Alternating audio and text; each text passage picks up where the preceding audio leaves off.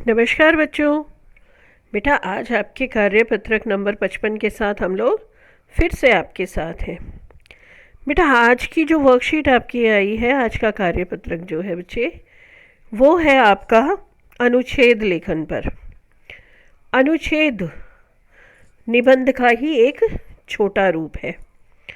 अनुच्छेद लेखन जो है वो एक गद्य विद्या है। गद्य मतलब पैराग्राफ जो होता है बेटा, उसको गद्य कहा जाता है। और जो काव्य होता है, कविताएं होती हैं, उसको पद्य लेखन बोलते हैं। तो ये गद्य विद्या है जिसमें किसी विषय पर अपने सोच विचार और निजी अनुभव के आधारों पर भावों को संक्षिप्त लेकिन अर्थपूर्ण रूप में अभिव्यक्त किया जाता है। यानी कि कम शब्दों में लिखा जाता है, लेकिन ऐसे लिखा जाता है कि उसका असर अच्छा हो, यानी कि उसका अर्थ स्पष्ट समझ में आए। इसमें छोटे छोटे वाक्य शामिल होते हैं जो एक दूसरे से जुड़े हुए होते हैं। इसमें मुख्य बिंदुओं को शामिल कर मुहावरे एवं लोकोक्तियों आदि का प्रयोग कर और अधिक व्यवहारिक बनाया जा सकता है। अनुच्छेद लेखन में वाक्यों को दोहराया नहीं जाता, मतलब उसको छोटा बनाने के चक्कर में ऐसा नहीं है कि एक ही वाक्य को आप बार बार लिखो, नहीं। अनुच्छेद लेखन में एक वाक्य को एक ही बार लिखा जाता है। हमारे घरों में या आसपास पिछले सप्ताह और इस सप्ताह कुछ महत्वपूर्ण त्यौहार पर्व मनाए जा चुके हैं। आप बच्चों को पता ही है कि पीछे अभी रक्षाबंधन भी गया, दशहरा भी गया और ईद भी गई है और अब दिवाली आने वाली है। तो इन्हीं पर्वों में से किसी एक पर सोच विचार कर उसका शीर्षक चुनकर कोरोना काल की वर्तमान परिस्थितियों के अनुसार कुछ सुझावित बिंदुओं को शामिल कर एक अनुच्छेद लिखिए। संकेत के लिए नीचे कुछ तस्वीरें भी दे रहे हैं। यहाँ पर मैं आप लोगों को ये कुछ तस्वीरें भी दे रही हूँ।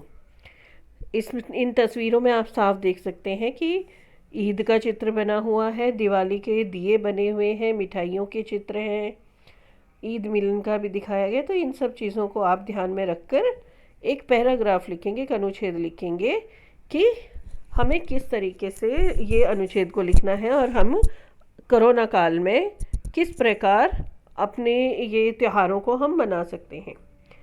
बेटा अनुच्छेद लिखते समय हमें किन बातों का ध्यान रखना है? अनुच्छेद लेखन में संकेत बिंदु या रूपरेखा अवश्य बनानी चाहिए। विषय में बाहर कुछ भी नहीं लिखना चाहिए, मतलब सिर्फ विषय के विषय में ही लिखना चाहिए जिस विषय में हम लिख रहे हैं। अनुच्छेद लेखन में अनावश्यक विस्तार से बचें। संकेत बिंदुओं को ध्यान में रखकर ही लिखना चाहिए।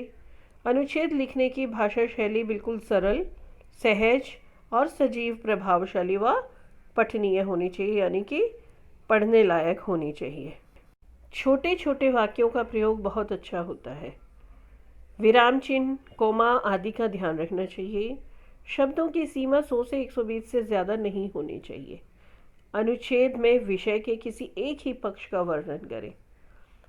अनुच्छेद लेखन में विषय से संबंधित विचारों को क्रमवार तरीके से रखा जाता है ताकि उसे पूर्णता दी जा सके।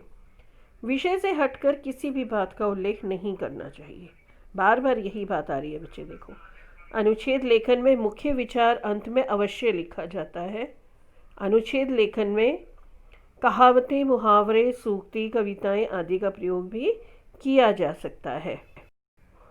इसमें कुछ अंग्रेजी शब्दों जैसे इंटरनेट, टेलीविज़न, कंप्यूटर, फ़ोन आदि का इस्तेमाल भी किया जा सकता है। तो बेटा इन सब जो बिंदु हैं इनका भी आपको अनुच्छेद लेखन में ध्यान रखना है।